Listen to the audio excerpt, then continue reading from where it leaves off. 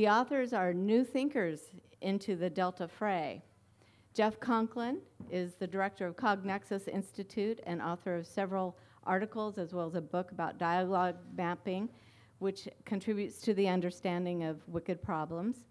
And Ion Mitroff is the author of Dirty Rotten Strategies, How We Trick Ourselves and Others into Solving the Wrong Problems Precisely. Conklin and Mitroff are experts in cognitive thinking, problem solving, and crisis management, and they will share their insights about how key tools and ideas can help bring new perspectives and thinking to the Delta issues. Moderating this panel is Rick Frank, Director of the California Law and Policy Center at the University of California at Davis. Rick has written and lectured extensively on a wide array of environmental, land use, natural resources, and constitutional issues. He served on the 7-member Delta Vision Blue Ribbon Task Force. Thank you very much, and welcome. I'm delighted to be here, as I know the panelists are, and before we get started, I want to commend Rita and her colleagues at the Water Education Foundation for this convening. They do a lot of great work that force us who dabble or battle in the water area to think and in a more disciplined way based on a lot of good facts and science. And to Campbell and the other representatives of the Delta Conservancy, the co-conveners, again, thanks and appreciation for what you're doing. When I was on the Delta Vision Task Force, I can tell you that one of the wicked problems we did not have as a group was recommending the creation of a Delta Conservancy as part of the solution. I can tell you that was the first recommendation of the task force that we developed, and it was far and away the least controversial. And not surprisingly, during the legislative debate that followed in 2009, there were a lot of very contentious issues, but again, the need for and the creation of a Delta Conservancy was not among those contentious issues. That was a matter that the legislature embraced with near unanimity, and there's nothing that the Conservancy has done in its brief existence since then that has led me or others to believe that it was a bad idea. To the contrary, what the Conservancy is doing and will do, I think, will be critical to the to resolving the many wicked problems confronting the Delta. Well, to the task at hand, the title of this part of the program is The Delta's Wicked Problem. If I did not come up with that, I think if I did, I would have added an S to the word problem, because in my sense, having worked in Delta issues for too many years, there are an inordinate number of interrelated problems that confront the Delta. And our speakers today are going to provide some advice from an unconventional but most welcome set of perspectives, experts in problem solving and crisis management. Let me tell you how we're going to proceed for the next 90 minutes. Each of our panelists will provide their views and some background for about 20 minutes. Then I will start the question and answer period with some intentionally provocative questions, and running the anchor lap in this presentation is you folks. So as you listen, I hope you will be preparing your questions, and the last portion of the program will be devoted to you and your questions for the panelists. God forbid me, but focus your questions on them. So Dr. Conklin, I believe, will begin, and so I'll turn it over to him.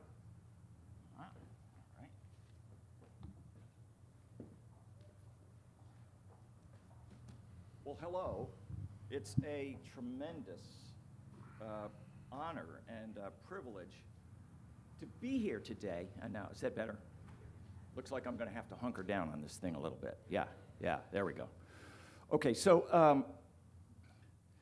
I have to say, this is a little daunting for me because I've been talking about wicked problems for a couple decades now, and I've given hundreds of talks about it, and the opportunity to actually stand up in front of a room full of policymakers drove me to throw out all the presentations I'd ever done and try to just recraft it for this audience. And at midnight last night, I concluded I had failed. So this will be an interesting ride, but I have to tell you this. It's part of what's daunting about what I have to do is that presenting wicked problems is a wicked problem, because it's very easy to either totally discredit myself as some kind of nutcase, or drive you into such deep depression and despair that you really say, yeah, I'm going to look for other work. So, but, you know, so there's this need to be honest and realistic, but not too hard. So let me show you. In a sense, it's about complexity. I usually don't talk about complexity because complexity, wicked problems is like, wicked problems is to complexity like something really big is to something really small. I can't think of the good metaphor at the moment. So here's an example.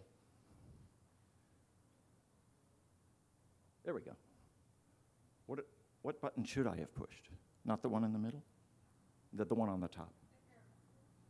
Ah, the arrow. Okay, so here's an example of what we could call technical complexity. And this is the kind of complexity on which are, you know, the professionals for the last couple of hundred years, we have excelled at mastering systems of this complexity so that, you know, it's kind of, it's not even hard to design a mega refinery or whatever that thing is. And so that's a kind of complexity that's very, very complex, mind-numbingly complex, but it's not what we're talking about today.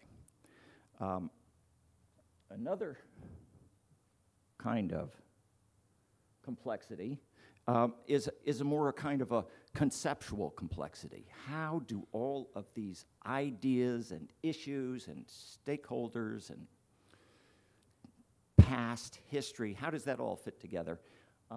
And so there's a whole business out there of people who sort of figure that out for you, lay it out, and give you, here's really the way forward for you, given your problem.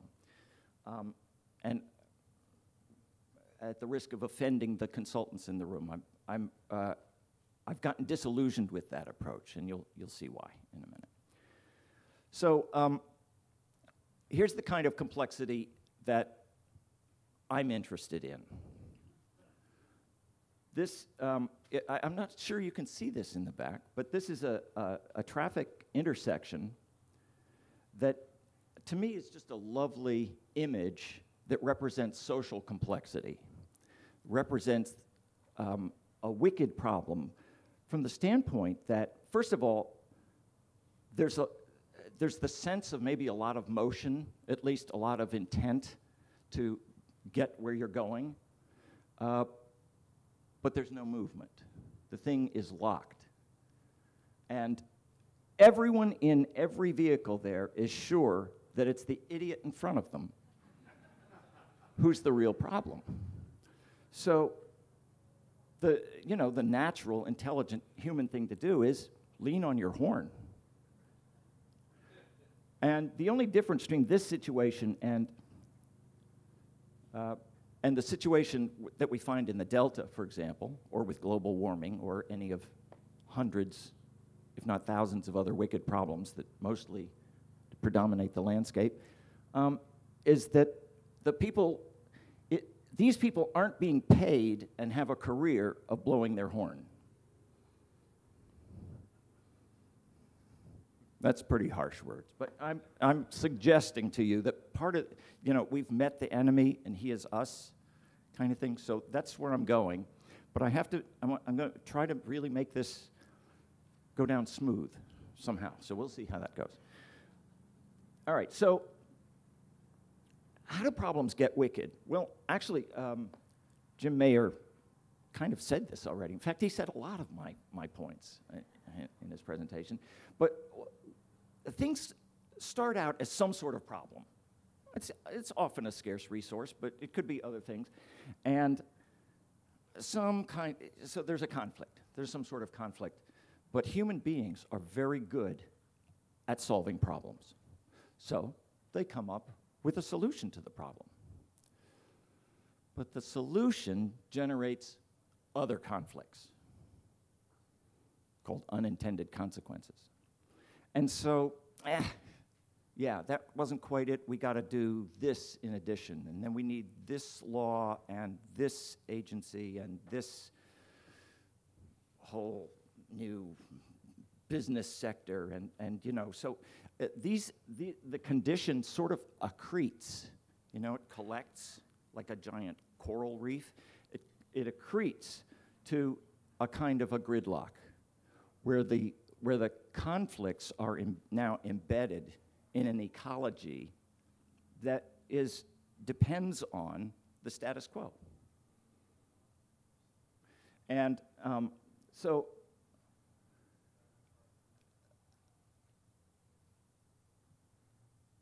I think the thing that I'm going to say that's, no, I won't say that yet. So this news, this idea that that the problem, as hard as everybody's working, that the problem is in some really awful way us. That news sparks a variety of responses. So when people begin to realize, when I tell people about wicked problems, the first response is a kind of despair. I've had people say, well, if it's like that, why do we even come to work? And another possibility is denial. And this is probably the place most people live. Because to face the profound brokenness and complexity and wickedness of the situation is just heartbreaking. I mean, it's like children being pressed into being child soldiers or something. It's just, you can't imagine it. So it's easier to focus on something that you can do something about. There's an institutional approach which is common. In fact, it's the standard, which is to say, well, the whole thing, that's not our problem. We're working on this part.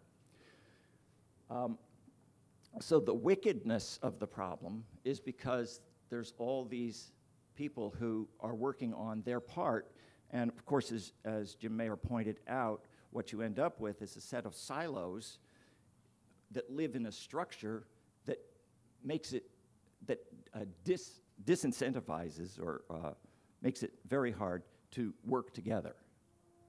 But the only way that the gridlock is going to break is by working together. You can't just blow your horn. So there's another common one. I don't know how much it is in the Delta, but in my work in aerospace, for example, and healthcare, there's a very popular response to the wicked problem, which is the engineering fix-it. You know, like how many people here, I'm just curious, how many people actually deep in your heart know that you actually know what the answer is to the Delta problem? And if people would just wake up, smell the coffee, and listen to you, this whole thing would just, it's just way overblown. Anybody like that? Excellent, good. So, you know, and that's the thinking that got us where we are. That's the thinking that led to the accretion of short-term, narrow-focused solutions. And then there's the ever-popular apathy and indifference, which is where most people are about it. Because, you know, I don't know, the government's going to fix it, or they're the only ones who can fix it, and they're broken.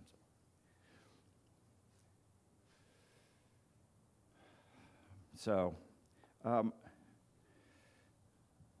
sort of dancing around telling you what a wicked problem is, because I want to prepare you, in a way, psychologically, for the blow when I lay it out. But actually, I've already done that. So, one of the ways to deal with a wicked problem, the standard way, really the only way that you see much going on, is to tame the wicked problem. Wickedness has to do with, a level of complexity that's like Google is to numbers. It's huge. And so the obvious thing to do is not try to tackle that huge, messy problem. You just redefine it as something that you can do. You take the focus, you just take and weed out some of the issues. And then you focus on a part that you think really matters. Another way to tame a problem is to focus, is to refocus on a smaller related tame problem, something you can make some headway on. Another popular one is to eliminate whole sets of options as non-starters. And another one is to just exclude the difficult stakeholders. There's this whole thing about social complexity, right? The social complexity is really what keeps it in place. So that's easy. Just don't invite them. Okay. So, and finally, you can just sort of outsource the problem-solving process and find somebody who's smarter than you are, who can figure out how all these pieces fit together in some kind of giant puzzle. So all of those things, taming the problem, always fails. It either fails by causing the problem to just get worse, like it just exacerbates the problem, or it does something a little more subtle. It shifts the problem from here to over there. It takes the problem of lack of affordable housing and turns it into the problem of what to do about the projects. It's called shifting the burden in systems thinking. Shifting the burden, kind of standard. How am I doing on time? Okay. All right, good. So the problem is it just adds to the mess.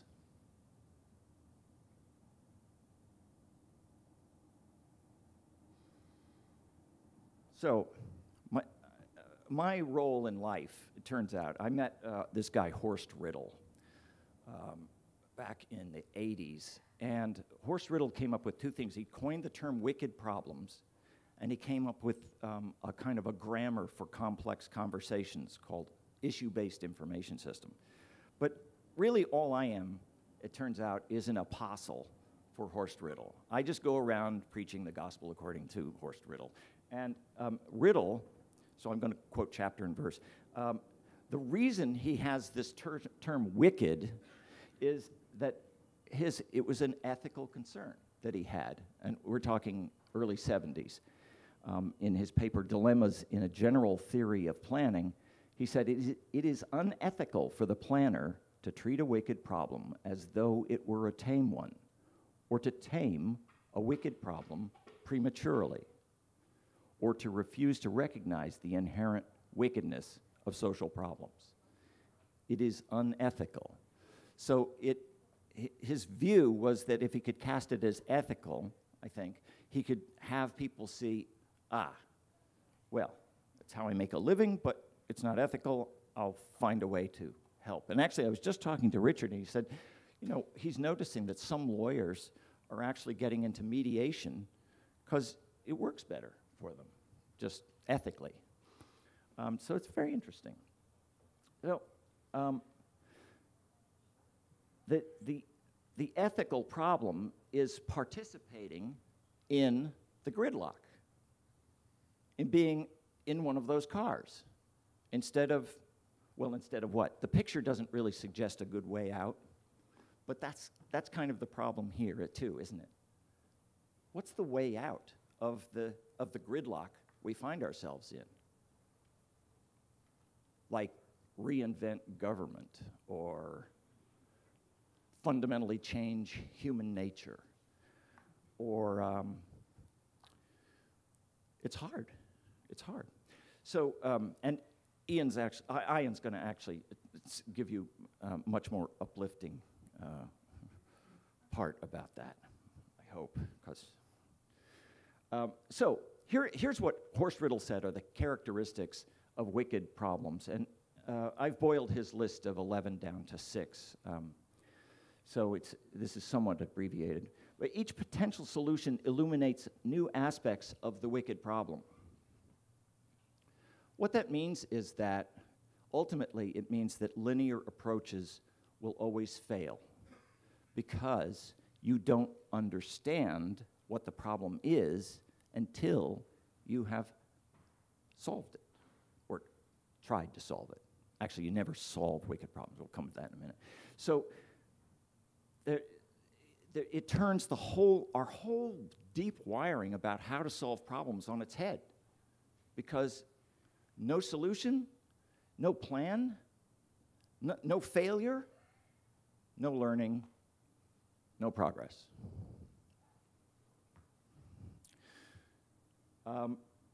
Second, wicked problems have no stopping rule. Tame problems, and there are lots of tame problems, or there used to be, and with a tame problem, you know when you get there. You know that you've got the answer. And we were raised in an educational system that fed us lots of tools and methodology and thinking, and indeed a fundamental paradigm of tameness, that any problem can be solved. It's just a matter of applying good project management or something.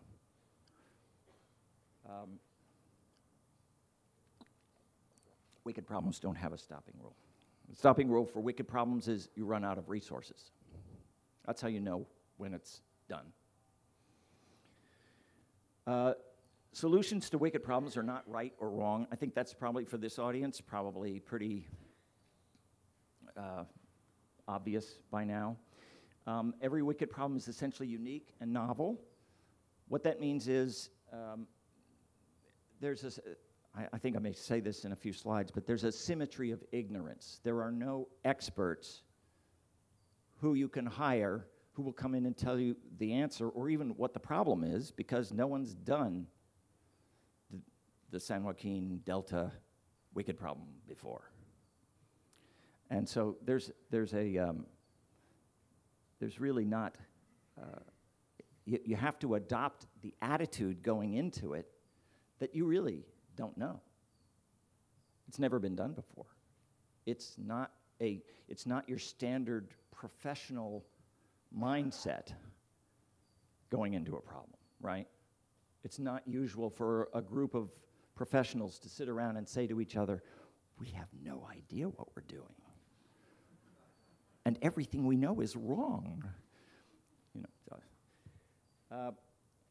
Every solution is a one-shot operation. So what that means is that you can't kind of try you can't try a canal and see how that worked out. So you've got to be much smarter about how you do this learning process. And wicked problems have no given alternative solutions. That is, if somebody comes to you and says, well, the only two options are this or this, don't pay them.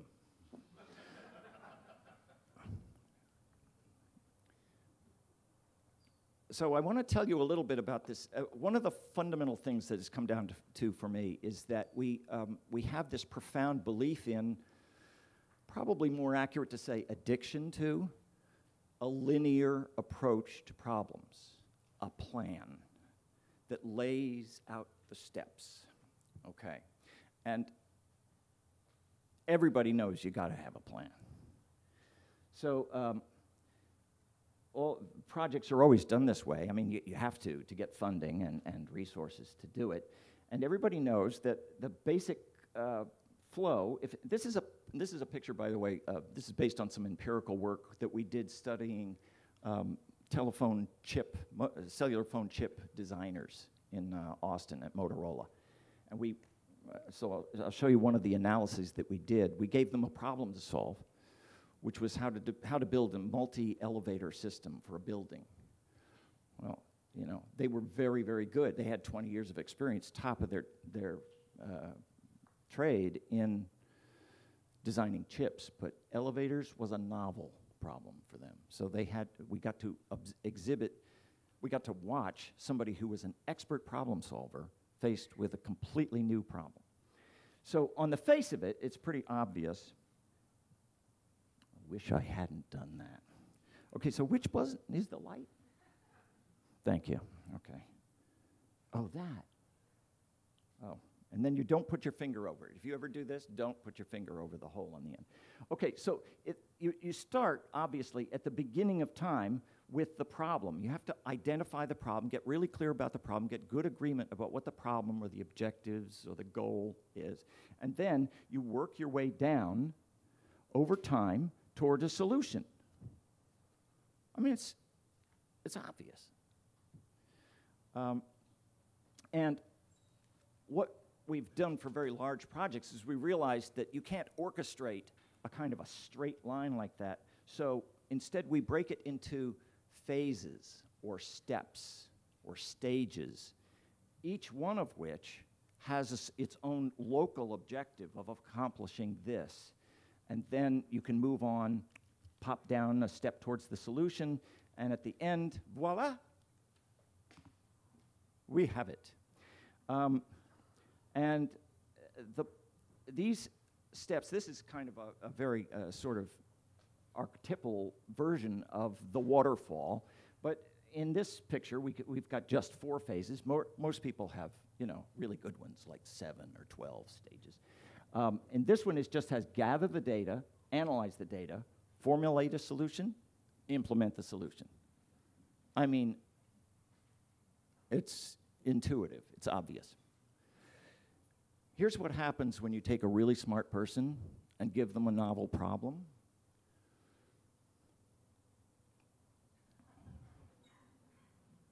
They don't do that linear thing. Not if they're intent on solving the problem. It's not natural.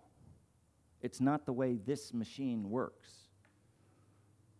The way brains work is brains jump all over the problem-solution space looking for an opportunity.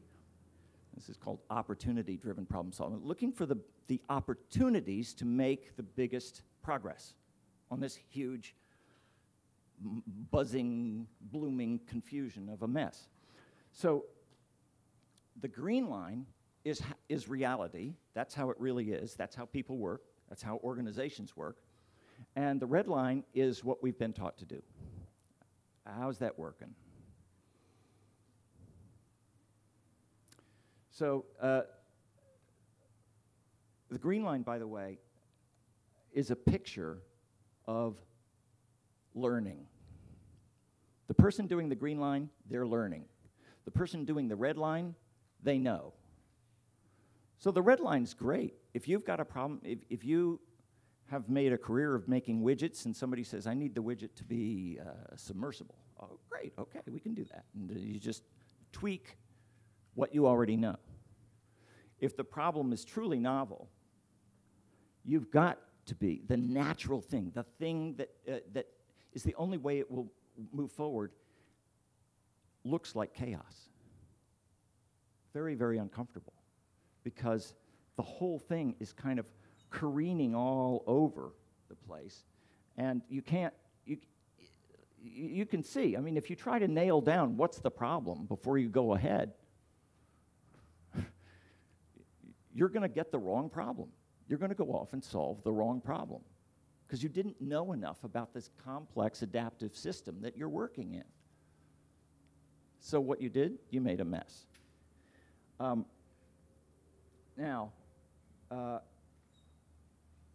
So from my standpoint, the work I do is questions, basically. I map out questions, and I help people focus on tuning what is the, not just what is the right question, but what are the right questions. And typically there are hundreds or thousands of important questions that all have to be left open and explored simultaneously, and we have software that helps you do that. But what is the problem? How should we do some part of it? What's a good word, Campbell, that's a hot button word? Water supply reliability. So what does water supply reliability mean? What are the criteria? What does success actually look like? Do we know? No, but we can discuss it. What should we do? What are the facts?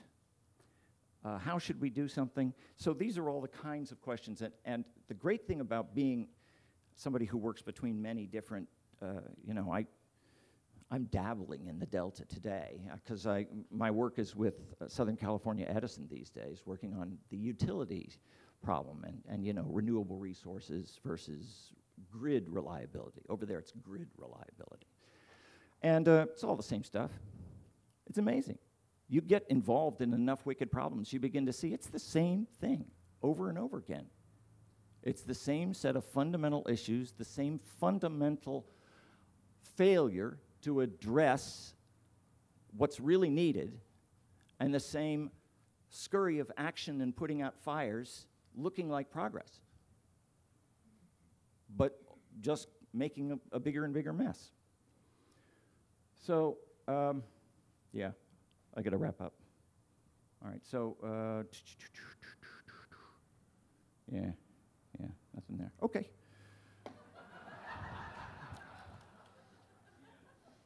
See you later.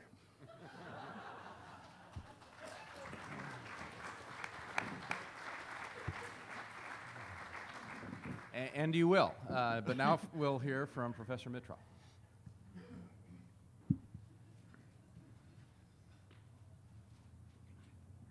You mean I get to follow that? Thanks, Jeff. That Yeah, was no really problem. terrific. I'm going to, let's see, I'm going to fast forward here quite a bit, and I'll tell you what all this stuff is, but that's all about systems, and you can read that online, but that's not what I want to get to. Okay, this is what I want to start with. And about a year ago in April, front page of the New York Times, this forbidding diagram appeared. It was prepared by junior officers, submitted to the senior staff command fighting the Afghan war. And General Stanley McChrystal uttered the definitive word on it, and he said, when we understand this diagram, we'll have won the war. He was right for the wrong reasons. What the junior officers did, using PowerPoint, and they went crazy, is they tried to show all of the factors involved in fighting the Afghan war.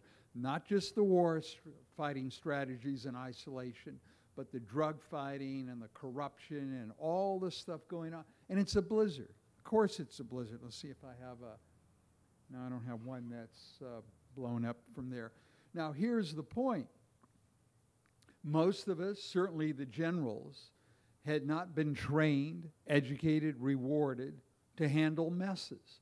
So why would we expect them to appreciate this diagram? Not that the junior officers understood any better. Just to backtrack a little bit, I agree with what Jeff said. One of the prime characteristics of a wicked problem is no known discipline or profession, either in singly or in combination, is sufficient to, quote, solve the problem. But what I want to talk about is I want to, I guess not uplifting, maybe I want to do more downlifting, is I want to talk about messes, because messes are even more complex. And when you go back, if you read my slides there, the Russell Lakoff, the late Russell Lakoff, who was the dean of social systems thinking at the University of Pennsylvania, had an incredible program there, social systems science. And Lakoff appropriated the word mess, which we all know, messy situation, to stand for something technical. And it's a brilliant definition. A mess is a whole system of problems that are so interconnected, so interrelated, you cannot take any problem out of the mess without destroying the nature of the problem, its true nature, and or the mess. So we either learn how to confront, solve problems as parts of messes, or we don't solve them at all. But now I've been, my latest book, taking that notion even further, I begin to discover some other properties about mess which make it even messier. All messes, all of the critical problems we now face in the society are messes. The education problem, the infrastructure problem, the security problem, real estate, they're all messes. Furthermore, what's interesting is they're all interconnected. One of the properties of a mess is at least one of the problems in every mess is a problem from all the other messes. In this way, you think about it, you can't solve the education problem independently of all these other messes. You can't solve your problem. I'm not an expert on the Delta. In fact, one of the good reasons for not being an expert is that I don't have to get trapped in what you guys know. I don't know that. I can't do that. So what I have to talk about is what hopefully I do know. So all messes are interconnected. We either solve all our problems in concert or we don't solve any of them. That doesn't mean you have to solve all of them at once. That's impossible. To do that is put us into an impossible bind. But we have to work on all of these simultaneously. If you looked at Tom Friedman's latest book, That Used to Be Us, he talks about the crumbling infrastructure, the education problem, financial blah, blah, blah. And he approaches everything except he doesn't say that they're all interconnected. At the end, when I get through, because Mr. Meyer hit on it, I hope I'm pronouncing your name correctly this morning, the best we can do is offer you heuristics, rules of thumb, and that's what Jeff did as well. But before I do that, let me make some other comments, because one of the things we have to do is to unlearn. We have all been screwed up, all of us, by schooling, by education. Because exercises are not problems, and most of us are taught by exercise. X plus 6 equals 11, what's X? That's not a problem. That's an exercise. Everything is well defined. Everything is given to the student, no context. That's not a problem. In a problem, every stakeholder has a different definition of the problems. Therefore, negotiating the problem definition is the biggest part of problem solving. And there are heuristics for doing that. In fact, I worked as a consultant with different organizations to construct systematically multiple definitions of their problems so they have a better choice as to which problem, what version of the problem they want to select, and how they can integrate these different aspects. But people have to be taken through that, because if you give people a steady diet of exercise, you make them into certainty junkies. That's what we all are. We're certainty junkies. Let me talk about the verb to solve. There are different formulations. For example, to absolve, to dissolve, to resolve, and to solve. Those are not the same. To solve a problem is what most of us have been talking, if you get the right optimal solution and the problem stays put, once you've solved it, it stays solved forever. That only happens for exercises. That only happens for tame problems. It doesn't happen in the real world. To absolve a problem is to say, well, you hope the problem will go away on its own. Yeah, rot's a ruck. Very few of those go away on their own. To resolve a problem is, well, maybe there's another problem in the mess that deserves our attention. To dissolve a problem is to get at the systemic aspects of the whole context underlying the problem. Say, can I redesign some of the systemic aspects? Because in my experience, the people who are most successful at confronting and managing messes, here's what they do. One of the purposes for looking at a mess is not to overwhelm us or depress us any more than we already are. I mean, we're already, I can't say anything more that's going to depress us. In fact, one of the things I was thinking was Mr. Mayor was talking this morning that we ought to bring in an organizational therapist, and I'm not kidding, because we're suffering. We all need a good bout of marital counseling with all these different stakeholders, because incivility and rudeness have reached such a point that we don't want to cooperate. And if that's really what's ailing with, then stop screwing around, bring in somebody, an organizational psychologist, who will open it up and stop the demonization, and that we will begin to get maybe to the real roots of the problem. So when you look at a mess is a complex because it not only contains this whole system of problems, it contains all the stakeholders who are part of the problem. It contains all their fears, all their hopes, all their anxieties. No wonder all of these surface in the context of a real problem because they're just, it's ground for that. So unless you begin to appreciate this full swirl of complexity, now here's what the people who, in my experience, I found that are really good at beginning to cope with messes. They look at some of the most critical interactions. They don't say, look at the whole thing. They know the whole thing is overwhelming. You know that before you start. But to say, the purpose for looking at the mess is to look at interactions that we haven't given concentration to before. Let me give you an example. I was at a conference back in Washington, D.C., sponsored by the Department of Justice about a month ago. And it was a part of the Department of Justice, DOJ, called COPS, Community Oriented Policing Services. I go to these different conferences. That's how I get these ideas about heuristics, how to manage messes. They had amazing panels. One of the panels that was incredible, speaking to cops, these were police chiefs, policymakers. They had a group of MDs talking about how they train doctors, internships, and whether any of that kind of training made sense for the training of the new police officers in the 21st, 22nd century. So unless you break out, and that's why I said, you know, if you, look, my principal bread and butter is that I study crises of all kinds, whether the financial crisis, whether the Japanese nuclear crisis, whatever it is. And you find a lot of similarities. One of the biggest problems in all crises and what we're talking about is getting beyond denial. I mean, I can teach you the techniques of crisis management, how to pick up early warning signals, how to come up with worst-case scenarios, how to focus in on things that are difficult. But the number one enemy is denial, and then bringing in people who will take a fresh look at it.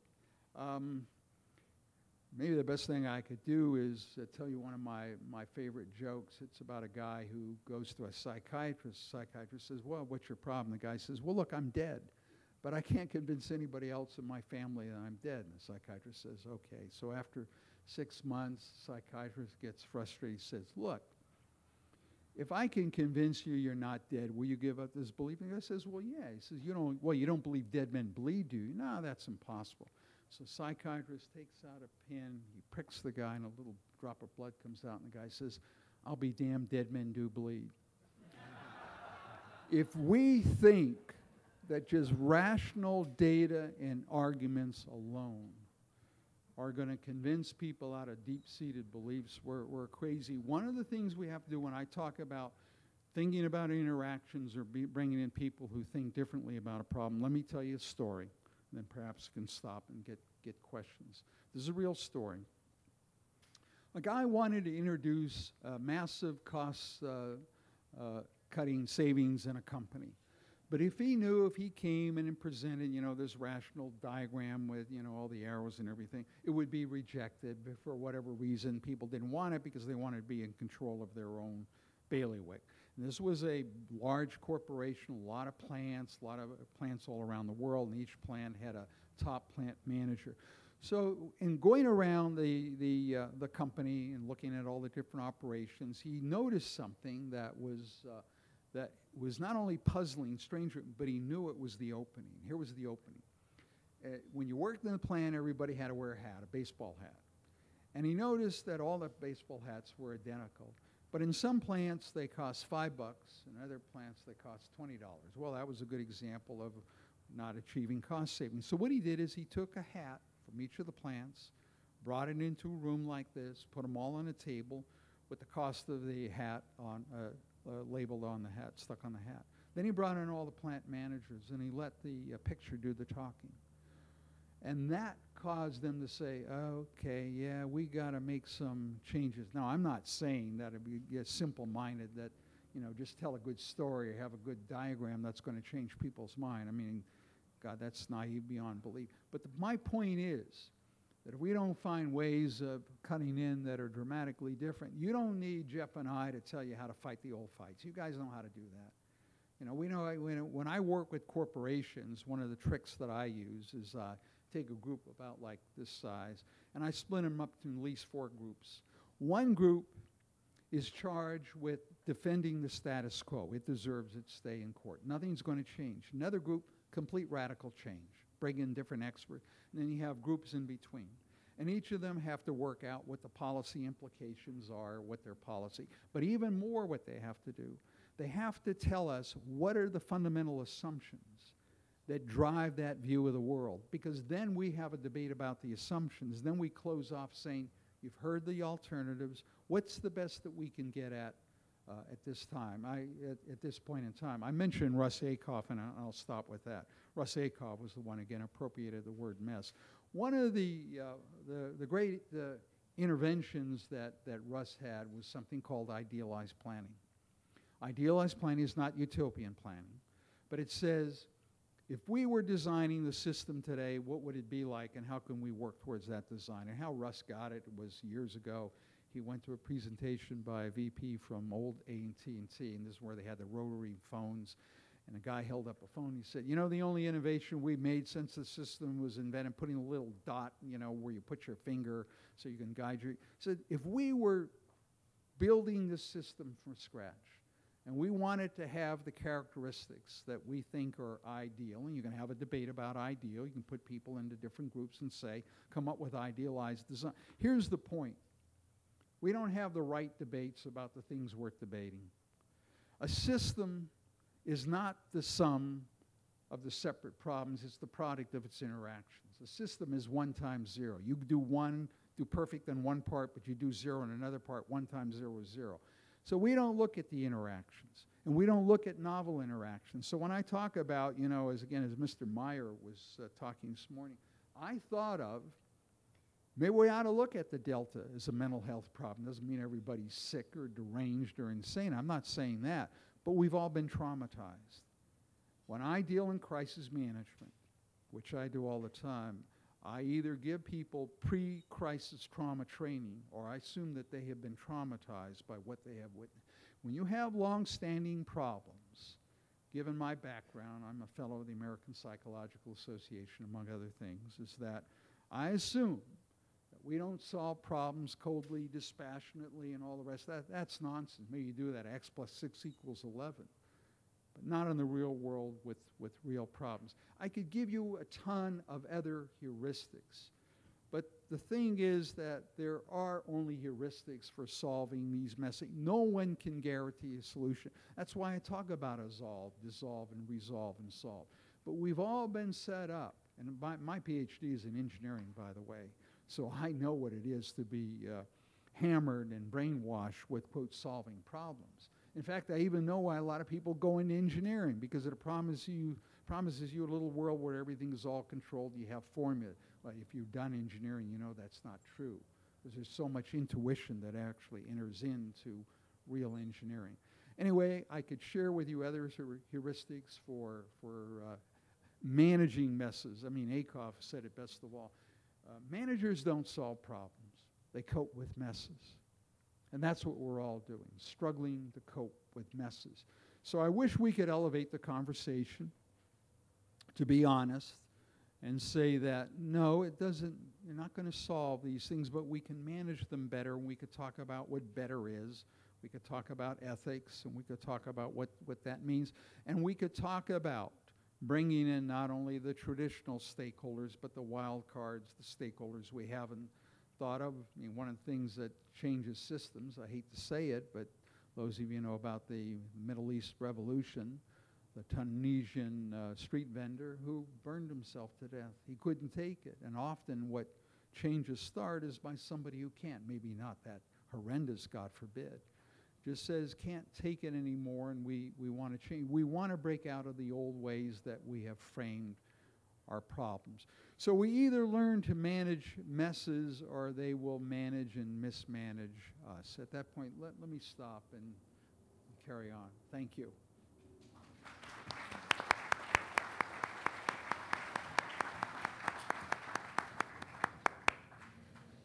All right, well, regardless of whether we look at the Delta as a cauldron of wicked problems or an opportunity to clean up messes, which I think is a layperson's synonym for crisis management. I think the Delta and the issues that you folks all are grappling with are a good case study, a great case study for the theories that our two speakers have presented. So what I'm going to do now is offer a couple of questions that are posed to both of you. So I hope to hear from both of you as to each of these, that to really try and take your theories and your comments and try and apply them more specifically to the Delta. And I want to return first to something I alluded to in my opening comments, but I really meant it, and that is that one of the unique aspects of the California Delta's wicked problem is that it's really a large set of distinct but interrelated wicked problems. How does that fact affect your analysis and recommendations as to how the good folks in this room should approach these? Again, when I saw the question, I mean, that's the principal definition of a mess. If you don't have a set of problems, you want me close? I mean, the fact that you have more than one problem simultaneously is the principal definition of a mess. That's the whole point. If you have a single problem by itself, you may or may not have a problem. That's not the definition of reality. See, the new definition of reality that I come to my work is that messes are now the fundamental constituents of reality. Only we haven't faced up to that. So the point is, again, you know, it's not solving any one of these problems in isolation. They don't exist in isolation. That's part of the points of a mess. None of the problems are self-standing. So we have to look at their impacts and interactions. Now, once you do that, it doesn't mean you have to solve all of them. In principle, you can say, what interactions right now and what ways have I not been looking at the interactions do I really want to devote some limited time and information and resources that I have? That's the best answer that I can give at this point. Any comments? No, I like what he said. Well, then I'd like to turn to Dr. Conklin and something you alluded to in your remarks, and you've written about this as well, and I've done my homework and read some of your work.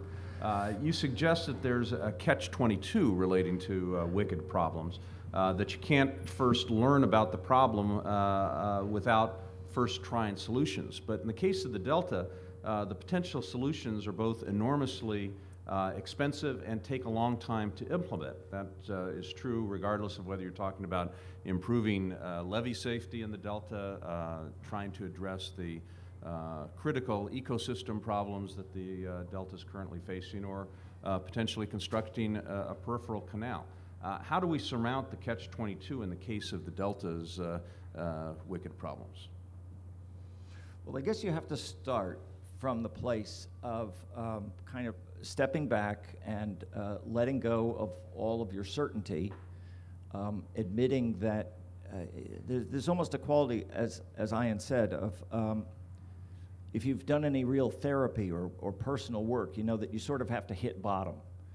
And I think what it comes down to is you have to be willing to let go of what you know and consider that you have been missing something critical.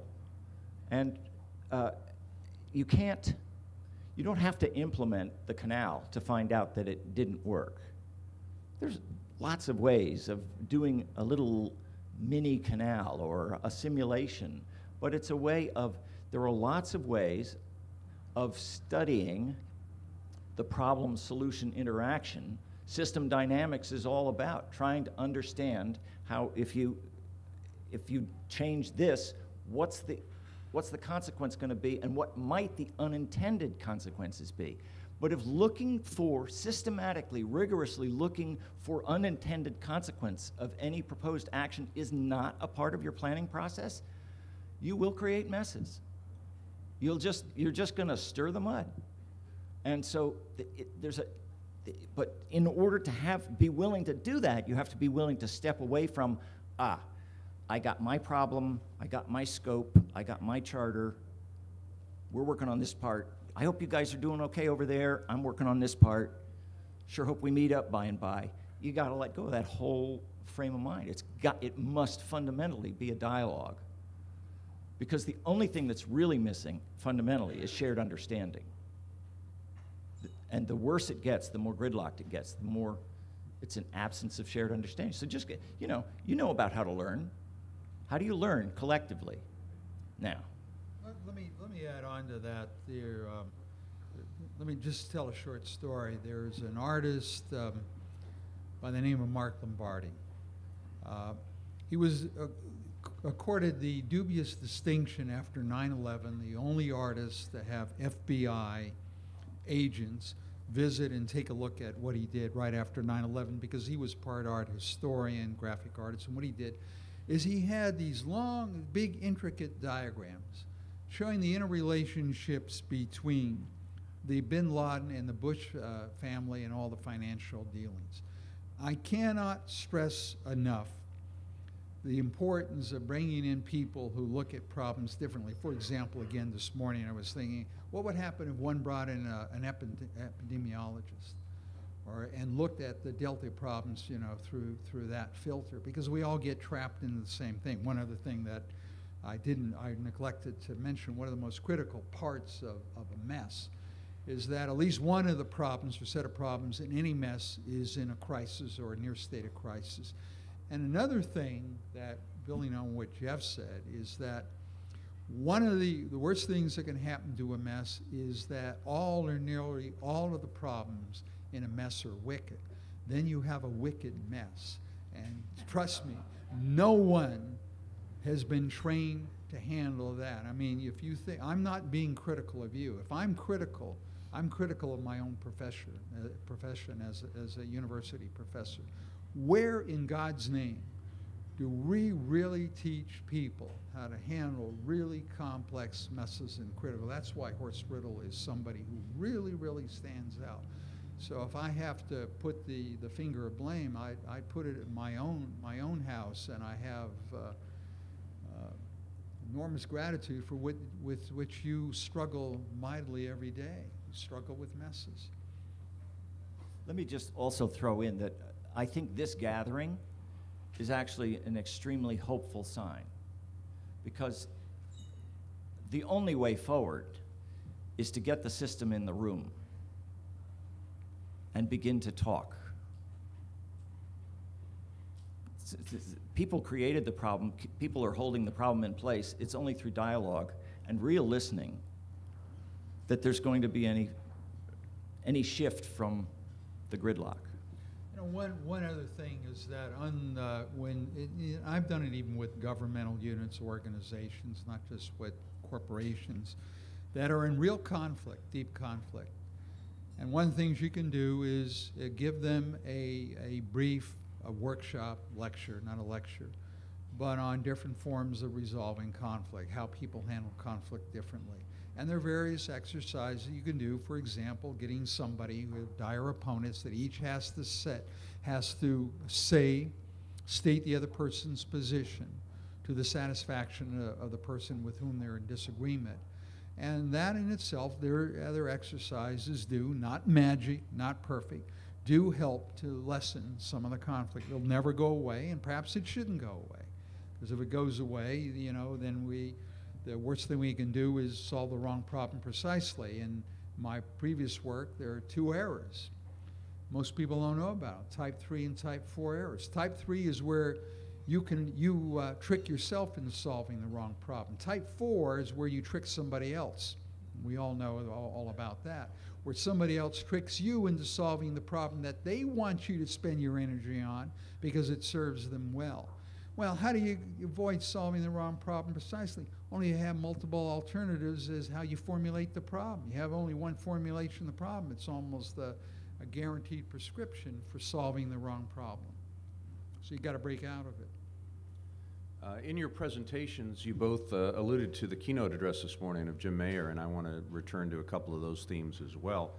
The state of California is currently confronting an unprecedented multi-billion-dollar fiscal crisis and deficit, a deep economic recession, and a level of political gridlock that has led some observers to characterize California as ungovernable. In this dysfunctional environment, how does California undertake an effective crisis management strategy regarding the Delta. Which one of us wants to duck that? Well, you know, the thing about that is it makes it sound like that if we just had enough money, we could solve this wicked problem. And the funny thing is, it's the gridlock that's expensive. If you could break the gridlock, it would free up all kinds of resources and all kinds of energy and all kinds of creativity. It's the despair and the denial that really lock the thing in place. See, to add on to that, yeah, I understand of course the money is a tremendous problem. Anybody who would say the contrary is crazy. But does that stop the brainstorming? Does that stop thinking about what some of the real sources of the crisis are? You know, rudeness, incivility, demonization, and the fact that, you know, again, you know, I recently become a blogger for the Huffington Post, and one of the op-eds I've had is the growing gap between the size of our problems and the narrowness of our thinking. I tend to put it more on to the narrowness of our thinking. Yeah, of course money is there. But I put it's the mental constraints. And to get out of the mental constraints, you got to do mental judo. It's the only way I know. And you got to stop being a certainty junkie, because you're never going to know everything with certain. By the time you know something with perfect certainty, 10 things have become uncertain, you know, and it's like, you know, we're saying earlier that beware of every solution and the problems that it spawns. So this is a continually dynamic process, messy process, and I do believe that one of the biggest parts of preparing for messes is really psychological preparation, not giving in, not being depressed, not being in denial, not losing all hope and hopelessness, and in the face of all this daunting stuff to say, look, I've never had to say to any workshop group that I've ever led, stop, you're being too creative. I never had to say that. What you have to say, will you let the damn constraints go for a second? You know that all too well. I know you're going to come back and face them and you're hemmed in. I know that. But let's think out of the box. Let's really do brainstorming. In brainstorming, you want outrageous ideas. You really want it to be outrageous and crazy, because the problems are crazy. But you want it to be smart crazy than dumb crazy.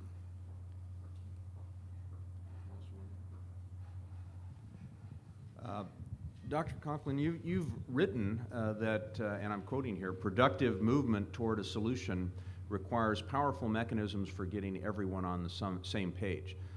Some would say that stakeholder groups in the Delta are generally intractable and have mutually inconsistent objectives. In that type of zero-sum political environment, how is it possible to get Delta stakeholders onto the same page? Oh, you mean like how do we reconcile the choice people with the right to life people? Or how do we reconcile the Israelis and the Palestinians? Yeah, hard problem. You know, it's sort of, there's no silver bullet here. The biggest risk going forward from here is to have a whole lot of meetings to try to figure out what the real problem is. So in my experience, what it takes is a shift to a mentality of learning and experimentation. And you have to, it's like there's a swamp, and there's this desert all around the swamp, and we've been chartered with finding the treasure in the middle of the swamp. And we're on our 400th rotation around the swamp, looking in, trying to figure out where the treasure might be. And so we're just circling the problem. To find the thing, you've got to get ready for the quicksand and the spiders and the snakes, and you got to wade into it. It's not, you know, it's kind of natural in human nature that we haven't actually tackled a lot of this. It's hard work. It's very hard work. And it takes more than intelligence, it takes courage. It takes a kind of courage and integrity to be true to what you know is true instead of what you're getting paid to do, because that's where the gridlock lies. Let me add one footnote on that.